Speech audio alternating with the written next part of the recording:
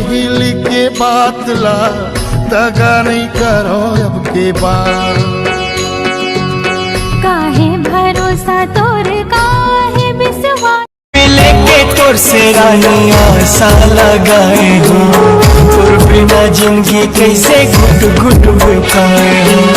होगी जुदाई बहुत मिलेगी बिराई।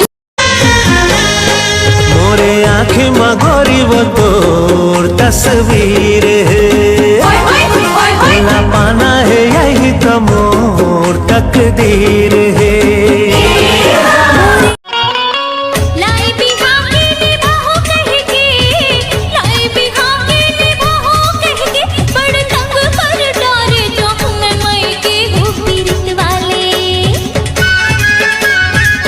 भोला बेमोला मना कर हम तोला, कैसे रोवत मोला छोड़ देवे।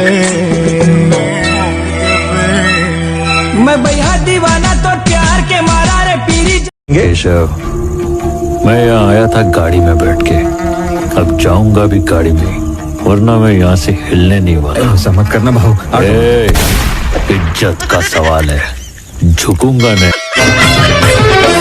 माया के भरोसा चाही मोला वो माया देवी का कैसे माया दी गोरा जसन नारी राज लगी ना। माया के भरोसा चाही मोला वो। गाड़ी घोड़ा नहीं है, साधन नहीं है, सड़क रेलवाही वो पैडगरी मोर गाँव के रद्दा बड़ दूरी